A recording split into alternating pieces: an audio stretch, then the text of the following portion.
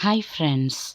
பாகற்காயே பிடிக்காது அப்படின்றவங்க கூட ரொம்ப விரும்பி சாப்பிட்ற மாதிரி செம்ம டேஸ்ட்டில் பாகற்காய் துவையல் எப்படி செய்யலாம் அப்படின்னு இந்த வீடியோவில் பார்க்கலாம். இது மாதிரி குட்டி குட்டியாக இருக்கக்கூடிய மிதி பாவக்காயில் செஞ்சோன்னா துவையல் ரொம்ப டேஸ்டியாக இருக்கும். பேனில் 1 ஸ்பூன் தனியா, 1 ஸ்பூன் கடலைப்பருப்பு, 1/2 ஸ்பூன் மிளகு, 1/2 ஸ்பூன் ஜீரகம், நம்ம காரத்துக்கு ஏற்ற மாதிரி சிகப்பு மிளகாய் சேர்த்து ஃப்ரை பண்ணிக்கணும். எண்ணெய் சேர்க்காம ட்ரை ஃப்ரை பண்ணிக்கணும். எல்லா இன்க்ரீடியன்ஸுமே நல்லா சூடு ஏறினா போதும். சிவந்து வரணுன்றதெல்லாம் அவசியம் இல்லை. மிளகு சீரகம் வெடிக்க ஆரம்பிக்கும். அந்த சமயத்தில் இது கூட கொஞ்சமாக புளி, கொஞ்சமாக உப்பு சேர்த்துட்டு மிக்ஸ் பண்ணிவிட்டு உடனடியாக பிளேட்டில் மாற்றி இதை ஆற விட்டுக்கலாம். அதே பேனில் கொஞ்சமாக நல்லெண்ணெய் சேர்த்து 4 சாம்பார் வெங்காயம் சேர்த்து ஃப்ரை பண்ணிக்கணும். நல்லா சிவக்க வதக்கி விட்டுக்கணும். இந்த துவையலுக்கு ரொம்ப டேஸ்ட் கொடுக்குற ஸ்டெப்பே இதுதான். இந்த வெங்காயத்தை நல்லா வதக்கலை அப்படின்னா அந்த அளவுக்கு டேஸ்ட் இருக்காது. ஸோ நல்லா வதக்கி விட்டுக்கோங்க.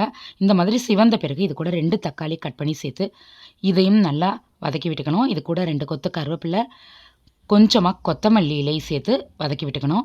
வீடியோவில் காமிக்கிற மாதிரி நல்லா வதங்கின பிறகு ஒரு தனி பிளேட்டில் இதை ஆற விட்டுக்கணும். நம்ம ஃப்ரை பண்ணி இன்க்ரீடியன்ஸ்லாம் வச்சுருக்கோம், அதில் வைக்காமல் தனி பிளேட்டில் ஆற விட்டுக்கணும். அதே பேனில் கொஞ்சமாக நல்லெண்ணெய் சேர்த்து பாகற்காயை கட் பண்ணி சேர்த்து வதக்கணும். நீங்கள் என்ன ஷேப்பில் வேணாலும் கட் பண்ணிக்கலாம், குட்டி குட்டியாக வேணாலும் கட் பண்ணிக்கலாம். ரொம்ப பெருசாக இல்லாமல் பார்த்துங்க, அப்போ தான் சீக்கிரமாக வதங்கும். பாவக்காயை நல்லா சூடு ஏறின பிறகு கொஞ்சமாக உப்பு, கொஞ்சம் மஞ்சத்தூள் சேர்த்து விட்டு வதக்கிக்கங்க. பாகற்காய் 80% இந்த மாதிரி வதக்கிறதுலே வெந்துடும். அந்த மாதிரி வெந்த பிறகு ஸ்டவ் ஆஃப் பண்ணிவிட்டு இதை அப்படியே ஆற வச்சுக்கணும். இந்த மாதிரி குத்து விட்டு வதக்கி விட்டோம் அப்படின்னா சீக்கிரமாக வதங்கிடும், சீக்கிரமாக வெந்துடும். இது நல்லா ஆறட்டும்.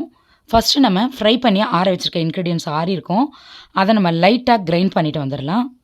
இந்தளவுக்கு கிரைண்ட் பண்ணிவிட்டு இது கூட நம்ம வதக்கி ஆற வச்சுருக்க இன்க்ரீடியன்ஸ் பாகற்காய், தக்காளி, வெங்காயம் இது எல்லாத்தையுமே சேர்த்து கொஞ்சமாக தண்ணி தெளித்து அரைச்சிக்கலாம். அதிகமாக தண்ணி சேர்த்துட வேண்டாம். கொஞ்சமாக தண்ணி தெளித்து துவையல் பதத்துக்கு அரைச்சி எடுத்துக்கணும். அதே பேனில் கொஞ்சமாக நல்லெண்ணெய் சேர்த்து 1 ஸ்பூன் கடுகு, 2 காஞ்ச மிளகாய் தாளித்து நம்ம அரைச்சி வச்சுருக்க துவையலை சேர்த்து வதக்கிக்கணும். நீங்கள் விருப்பப்பட்டால் இது தாளித்த பிறகு இந்த துவையலை சேர்க்குறதுக்கு முன்னாடி கொஞ்சமாக பெருங்காயமும் சேர்த்துக்கலாம். ரொம்ப சூப்பராக இருக்கும். நான் இன்றைக்கி சேர்க்கல.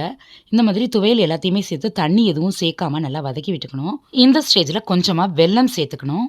லைட் க்ரீன் கலரில் இருக்கக்கூடிய இந்த துவையல் வதக்க கொஞ்சம் டார்க் கலராக டார்க் க்ரீனாக மாறும். அந்த சமயத்தில் ஸ்டவ் ஆஃப் பண்ணிவிட்டு சுட சர்வ் பண்ணால் அட்டகாசமாக இருக்கும் இந்த துவையல். ஒயிட் ரைஸில் வெறுமனே போட்டு சாப்பிட்லாம், ஆயில் கூட சேர்க்க தேவையில்லை. எல்லா வெரைட்டி ரைஸ் கூடவும் சூப்பராக இருக்கும். புளி சாதம், தயிர் சாதத்துக்கு ரொம்ப சூப்பராக இருக்கும். எல்லா டிஃபனுக்கும் சைடிஷ்ஷாக சாப்பிட்லாம், ரொம்ப டேஸ்டியாக இருக்கும். நீங்கள் ட்ரை பண்ணி பாருங்கள். சேனலை சப்ஸ்கிரைப் பண்ணாதவங்க ப்ளீஸ் பண்ணிக்கோங்க.